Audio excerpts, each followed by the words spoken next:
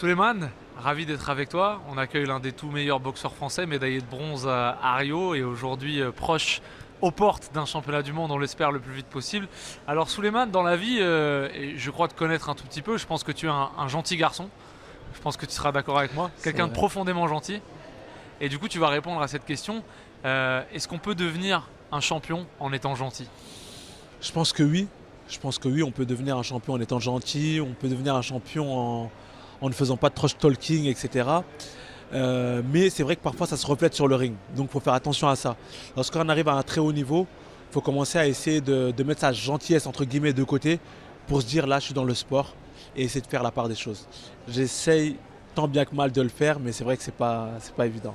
C'est vrai que c'est quelque chose d'assez particulier parce que sur un ring, on ne peut pas être gentil. Donc qu'est-ce qui se passe quand tu es sur le ring? Il y a un dédoublement de personnalité? Je pense oui, parce que moi, il y en a beaucoup qui me disent que lorsqu'ils me voient sur le ring, ils ne voient pas le même Suleiman que celui qu'ils voient en face d'eux. Donc je pense qu'il y a quelque chose comme ça.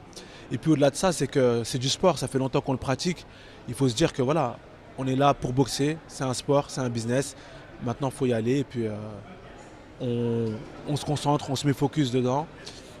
Et voilà. Quand tu dis c'est un sport, c'est un business, c'est ton métier aujourd'hui plus que ta passion. Tu aimes combattre? Bien sûr, bien sûr. Pour moi, c'est une passion avant un métier. Parce que j'ai pas entre guillemets attendu la boxe pour vivre, pour me faire des business, etc. Je suis aussi entrepreneur, donc voilà. C'est pas que la boxe qui me nourrit, mais c'est un plus la boxe, c'est un tremplin. La boxe, ça m'a beaucoup aidé, ça m'a ouvert énormément de portes. Et aujourd'hui, le fait que ce soit une passion, mais aussi un business, pour moi, c'est très Tu important. vois, il y a Georges Saint-Pierre, qui est un grand champion, qui disait toujours qu'il détestait combattre. En fait, qu'il combattait pour ce que ça lui permettait de faire dans la vie, pour ce que ça lui apportait. Toi, tu aimes quand même l'acte de combattre. Bien sûr, j'aime l'acte de combattre, je m'entraîne dur, je me fixe des objectifs. En fait, moi, je procède plus par objectif que par ah, je vais combattre. Non, j'ai un objectif.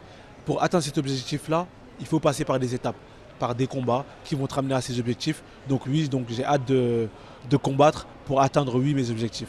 Alors là encore, c'est une question de quelqu'un qui te connaît un petit peu. Tu es toujours très lisse, souriant, hyper poli, presque un peu énervant finalement. Tu es le profil de genre idéal, tu es parfait. Mais quelle est la part d'ombre de Souleymane Sissoko? On a tous une part d'ombre. Oula, c'est une très bonne question. Bah, ma pardon, peut-être que c'est moi-même. C'est peut-être que c'est moi-même. Après, je sais pas. Honnêtement, je sais pas. Je sais que je me fixe pas de limite. Je suis déterminé dans ce que je vais faire et je vais aller jusqu'au bout de ce que je vais faire. Avec tous les moyens qu'il faut, je vais aller jusqu'au bout. Quels sont tes défauts dans la vie? Je pense qu'il faut appeler quelqu'un qui me connaît pour me dire ça.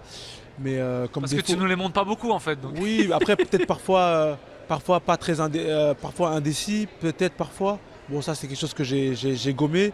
Peut-être parfois je suis pas assez. Je suis confiant, mais peut-être pas assez parce que je sais qu'avec aujourd'hui le statut que j'ai, je pourrais encore plus avoir plus de choses, etc. Mais voilà, je reste moi-même, je reste humble. L'humilité, c'est hyper important. Certains me disent que tu es un peu trop humble. Je sais pas si c'est une qualité ou si c'est un défaut, mais ça joue parfois. C'est important de savoir se vendre aussi, de savoir vendre un combat dans ce business. Mais pour toi, c'est plus important de ne pas te trahir et de rester toi-même. Bien sûr, c'est hyper important. Moi, je préfère rester moi-même, garder mes principes, mes valeurs. Aujourd'hui, je suis quand même assez bien suivi. Je suis l'exemple pour beaucoup de jeunes et je ne veux pas leur montrer cette image-là. C'est pas moi et ça ne sera pas moi ce genre de choses. À quoi tu penses dans le vestiaire avant un combat? À quoi je pense? On essaie de déconnecter totalement parce que si on n'a pas triché, si on s'est entraîné comme il le fallait, on essaie de se dire voilà, là c'est le jour du combat, je suis prêt, je me suis bien entraîné, maintenant let's go. Est-ce que tu peux nous accompagner du vestiaire jusqu'au ring? Qu'est-ce qui se passe dans ta tête? Quelles pensées te traversent? Quelles émotions tu vis? On pense à énormément de choses, on pense déjà au camp d'entraînement pardon, qu'on a fait, on pense à tous les sacrifices qui ont été faits, toutes les mises de gants, tous les sparring, tous les conseils du coach. Donc lorsqu'on commence à avancer comme ça vers le ring, on nous chuchote aussi pas mal de choses à l'oreille. Et puis derrière, il y a une montée d'adrénaline avec le coach, le public pardon, qui scande le nom. Donc ça monte, ça te permet d'avoir aussi énormément d'émotions parce que limite tu te dis waouh, toute cette sensation que tu as, elle est incroyable. Et puis après, voilà, on y va. On ferme les yeux, on n'entend plus personne. Il faut avoir l'oreille sensible pour entendre ce que le coach nous dit. Mais sinon, on essaie de faire la part des choses. Quand tu combats, tu es sans émotion? Si, il y a quand même de l'émotion parce que je suis quand même un être humain, même sur le ring. Donc il y a quand même de l'émotion. Et puis il y a une synergie aussi qui se crée entre l'adversaire et moi. Je lis dans ses yeux comme il lit dans les miens. Lorsque je mets un coup là, je vois comment il réagit, on le voit sur le visage. Lorsqu'il veut me mettre un coup, j'essaie de lire aussi, d'anticiper. Donc il y a quand même énormément de choses qui se créent sur un ring. Et il faut être assez sensible pour ça, pour voir ce genre de choses. C'est quoi l'émotion la plus forte que tu aies vécue dans la boxe? L'émotion lorsqu'on te remet une médaille olympique, c'est une fierté, c'est beaucoup de sacrifices. Lorsqu'on voit les moments où on est passé par le en haut, en bas, en haut, en bas, ça fait très plaisir. Puis surtout aussi l'émotion lorsqu'on scande ton nom, ça c'est quelque chose d'exceptionnel parce que tu te sens porté par un public. Lorsqu'on descend sur le ring, souvent on nous dit merci, tu nous as procuré du plaisir, etc. Mais j'ai envie de dire que c'est moi, en tout cas pour ma part, je remercie ce public-là parce qu'il me porte fort, il me donne énormément d'énergie et ça se ressent même sur le ring. La boxe, c'est un sport qui est très dur, dans lequel la souffrance est présente, elle est même omniprésente, elle est obligatoire finalement. Tu as déjà souffert, toi, sur un ring, physiquement, mentalement? J'essaie de souffrir le moins possible sur un ring, que ce soit physiquement, mentalement, parce que je me dis qu'on a un camp d'entraînement qui est fait pour ça. On essaie de se préparer au mieux pour ça. Après oui, on a déjà souffert. J'ai déjà mis le genou à terre. J'ai déjà eu une blessure. Oui, on souffre un peu, mais en général ça va parce qu'on s'est tellement bien entraîné qu'on arrive à passer au-dessus de tout ça. Et pour ma part, en tout cas, ça a bien marché de ce côté-là. Est-ce que le chaos, c'est quelque chose que tu as déjà vécu en amateur? Bien sûr, Parce qu'en pro, je sais que tu l'as pas vécu. oui, le chaos, c'est quelque chose que j'ai déjà vécu. Ça fait partie du sport. J'ai envie de dire, c'est quelque chose qui fait partie du sport. On est préparé à ça. On a un adversaire qui est en face de nous, qui est là pour nous mettre des coups, qui est là pour nous mettre hors de combat. Donc oui, le chaos, c'est quelque chose qui est omniprésent. On n'est pas à l'abri de ça. Maintenant, on essaie de se préparer pour prendre le moins de coups possible, parce que l'être humain, il n'est pas fait pour prendre des coups non plus. On essaie de se préparer au maximum pour en éviter. Est-ce que c'est quelque chose qui te fait peur? Non, ça ne me fait pas peur. Ça me fait pas peur. Pour ma santé, oui, parce que voilà, je suis quelqu'un qui... c'est pour ça que j'ai choisi de bosser avec Virgil Hunter, qui aime donner des coups et pas prendre des coups, qui a une philosophie de la boxe qui est de toucher sans se faire toucher. Pour moi, on fait de l'escrime avec les poings. Donc voilà, j'essaie de gérer au mieux au niveau de ça, mais je ne suis pas à l'abri de ça. Je suis déjà tombé sur un de mes combats, voire même deux de mes combats. Voilà, c'est comme ça fait partie du sport. C'est comme tout sportif a des risques de blessures ou de grosses blessures. Et pour moi, un KO, c'est entre guillemets une grosse blessure. Et justement, plus généralement, comment tu vis ce rapport à ce sport où il y a du risque finalement, où à chaque fois que tu montes sur un ring, tu mets en jeu ton intégrité physique. Comment tu vis ce rapport à ce risque? Tu y penses? Moi, je pense qu'il y a une part de folie en tout boxeur. C'est pour ça que je ne peux pas me permettre de dénigrer mes adversaires. Je ne peux pas me permettre de mal parler d'un adversaire parce que je sais ce qu'il vit. Ne serait-ce que monter sur le ring. Je sais ce qu'il vit, ne serait-ce qu'en partant en préparation. Je sais ce qu'il vit en faisant tous ses sacrifices, en s'imposant une certaine rigueur, en perdant son poids. Je sais ce qu'il vit. Donc, c'est pour ça que ce respect, il sera toujours présent. Et il fait partie de mon sport, il fait partie de moi. Et aujourd'hui, je respecte toute personne qui monte sur un ring. Parce que c'est exceptionnel. Tu mets ta vie en danger. Tu as parlé d'une folie en chaque boxeur. C'est quoi la tienne? C'est la folie de se dire qu'on peut avoir des dommages qui peuvent être très très très graves. Très très très très graves. C'est un sport à risque. On ne l'oublie pas. Et ça fait partie du sport certes. Mais on a une certaine folie de se dire je vais à la guerre, entre guillemets, je vais à la mort. Et ça, c'est pas tout le monde qui peut se mettre ça en tête. Et est-ce que justement le jour où on commence à y penser, c'est qu'on est fini quelque part? C'est-à-dire qu'on a plus cette innocence, cette envie de prendre tous les risques? De toute façon, plus on prend de l'âge, plus on prend d'expérience, je pense que plus on essaie de faire de plus en plus attention, etc. Mais encore une fois, on n'est pas à l'abri de ça. Et voilà, au-delà de ça, c'est que je pense que c'est le jour où la passion n'est plus présente, c'est là où il faut raccrocher. Tu as parlé de combats difficiles. C'est quoi le combat le plus difficile que tu aies mené? C'est dans la vie ou c'est sur un ring? Les deux. Les deux, parce que pour moi, un champion, c'est quelqu'un qui est champion sur le ring, mais aussi en dehors du ring. Après, je ne sais pas si c'est un combat, mais c'est des objectifs c'est une exemplarité. C'est des choses qu'on s'impose, qu'on doit s'imposer toute notre vie, en tout cas d'athlète de haut niveau et même après. Et donc, je ne sais pas si c'est difficile, mais en tout cas, c'est la rigueur, la ligne de conduite qu'il faut s'imposer. Et en dehors de la boxe, de quoi tu es le plus fier? En dehors de la boxe, déjà d'être l'exemple de beaucoup de jeunes, ça me fait très plaisir. De me faire arrêter parfois dans la rue par un public qui n'est pas forcément boxe. Donc là, on se dit, on commence à toucher au grand public. Quand on se fait appeler ou qu'on reçoit des messages de personnes qui disent que moi, voilà, ça fait 20 ans que j'ai quitté le monde de la boxe, je ne regardais plus de combats, tu m'as redonné cette envie de revoir des combats, etc. Ça fait très plaisir, ça donne de la force, énormément de force, et ça encourage surtout.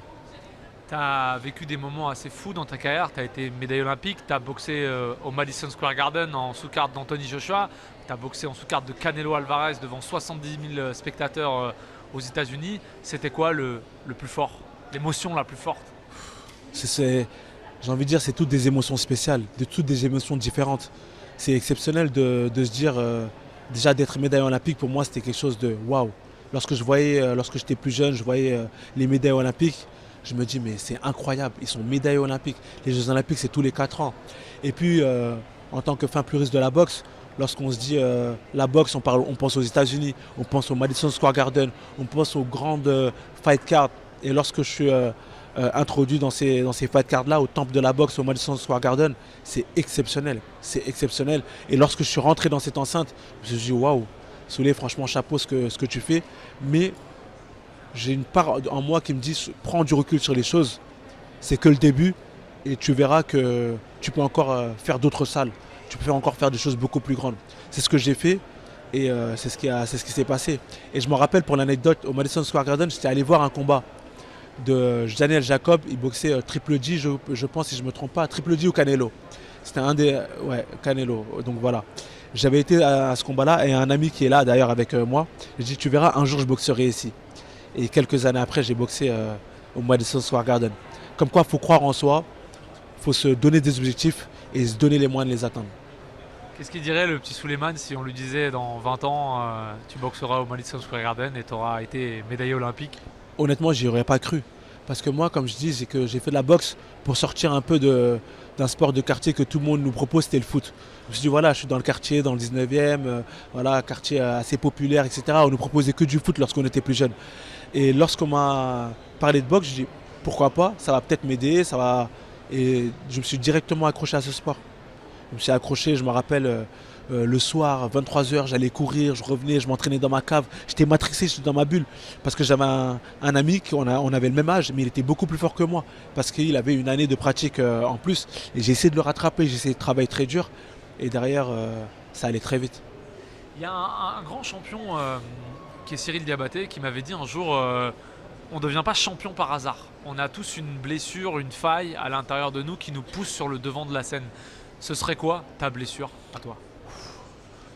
Moi, je pense que c'est travail, patience. Parce que la route n'a pas été aussi facile que ça.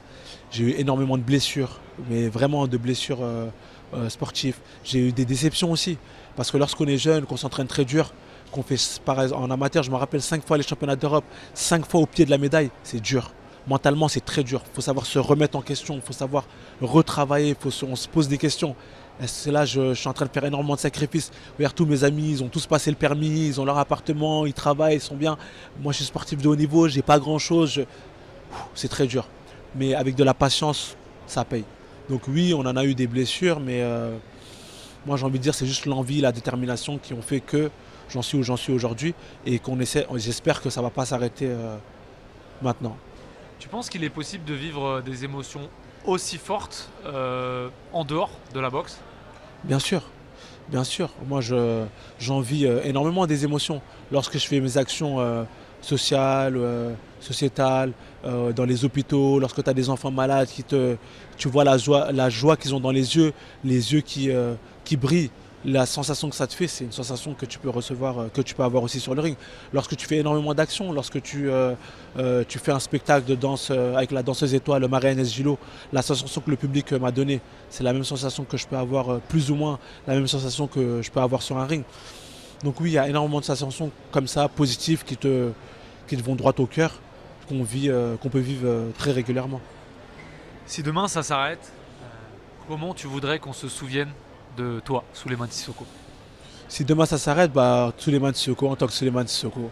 Donc fidèle à lui-même, je suis moi-même, voilà, naturel, moi-même, sportif, travailleur, patient, rigoureux, qui s'impose pardon, une certaine rigueur à lui-même.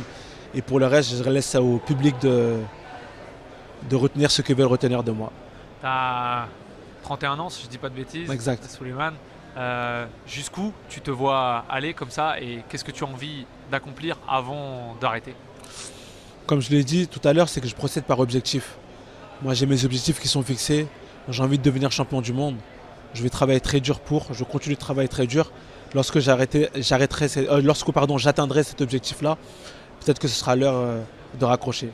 En tout cas, tant que je ne l'ai pas atteint, j'espère que je l'atteindrai bientôt. Mais tant que je ne l'ai pas atteint, je pense qu'il y aura encore en moi cette flamme qui me dira Souleymane continue. Après, je ne compte pas faire de la boxe jusqu'à des lustres. Je me donne encore quelques années, pas beaucoup. C'est quoi la flamme que tu décris? Qu'est-ce qu'elle te dit? Enfin, qu'est-ce qui se passe en toi? Faut quand même, les gens ne se rendent pas compte, mais pour être boxeur à ton niveau, il faut un supplément d'âme, il faut quelque chose de fort à l'intérieur de soi. Comment tu décrirais? Bah, cet objectif-là qui est de devenir champion du monde ou qui est de devenir champion olympique, c'est fort. C'est fort, tu as représenté ton pays, tu es champion, tu es dans l'histoire à jamais.